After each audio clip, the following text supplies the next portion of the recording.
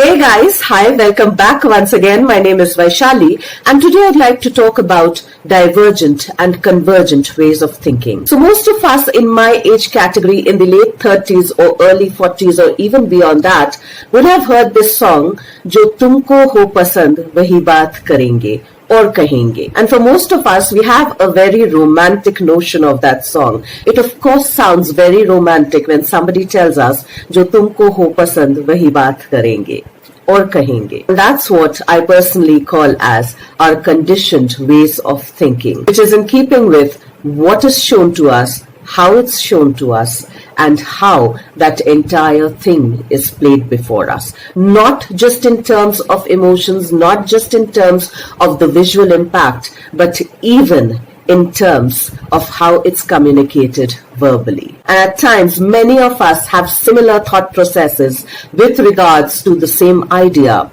which is where the quote comes in.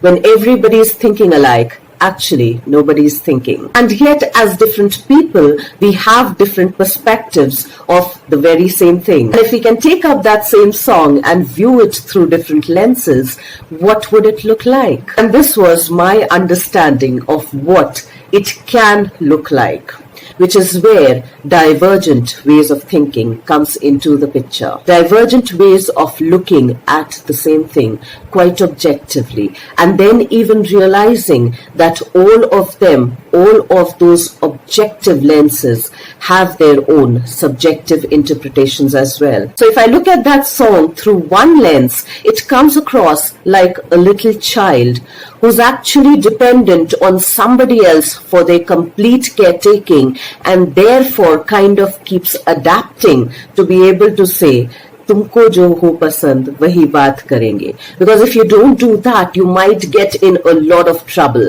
and that may not feel really good. Through the other lens, of course, I can say it's pretty romantic. Who would not like to hear Tumko jo ho pasand wahi baat karenge? For it gives the two people a kind of validation that they are looking for.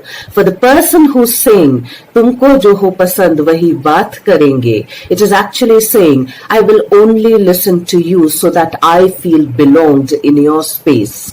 And towards the other person, it implies that I am so important that whatever I am speaking holds space and matters to the other person. At least it matters to somebody. And again, in some nuanced ways, it implies that whatever I'm trying to seek is outside of me.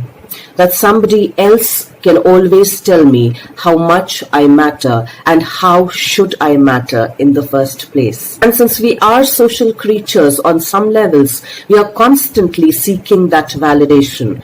But it's a validation for the ego, and we need to become aware of that. Well, the same song through the lens of a relationship expert, they might just be able to say that it's also about understanding somebody else's love language, because no two people have exactly the same love language. Through the third lens, it tells me that our brains are so sharp that it is constantly looking for cues which makes us adapt better in situations, and probably at times we may twist and turn ourselves like a pretzel to be able to fit into certain situations, to just have a sense of belonging. And as Brené Brown would say, true belonging, be vulnerable, be uncomfortable, be present with people without sacrificing who you are, who you authentically are. And at times it may imply that we've got to be willing to stand alone, if only to belong to ourselves completely and wholly,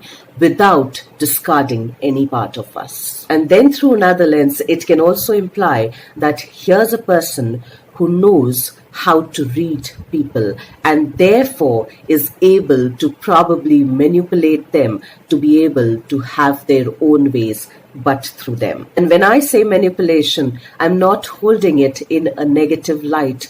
All I'm saying that it's a very fantastic, smart mechanism to be able to understand that about somebody else. And so even when that child is trying to fit in, to feel safe, it is actually doing the same manipulation, but in a more subtle way. It's not doing it consciously, it's an adaptive mechanism. And so as grown-ups, if and when we do that, I believe it's better to be mindfully aware as to why we are doing and what is our intention behind doing that. So what was the idea behind taking this song up? The idea was to be able to help us understand that most of us are living our lives in very conditioned ways. Almost all of us are living our lives in some conditioned ways, probably at times trying to remove those conditionalities and trying to see the bigger picture behind what had been projected to us. In trying to understand that even if one single strand of hair is made up of so many different strands, is made up of so many different layers, can everything else not have different layers to it as well? Can it be so simple and streamlined and linear?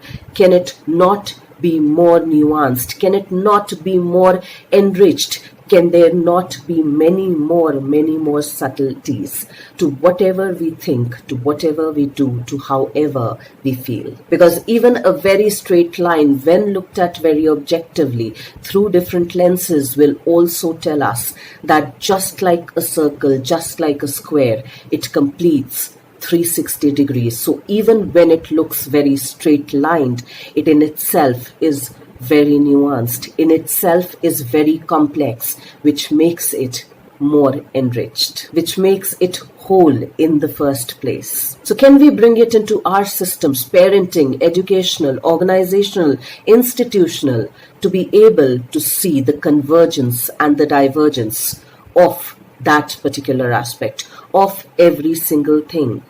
Because unless we are able to do that, we'll keep looking at a straight line and a circle in very different ways, without trying to understand its wholeness and without trying to understand where it all connects together. Let's try and think a little more about that. Let's try and become a little more about those subtle nuances. And I will see you once again the next week. Till then, stay tuned in. And guys, if you do like the contents of my videos, please do like, share, and subscribe.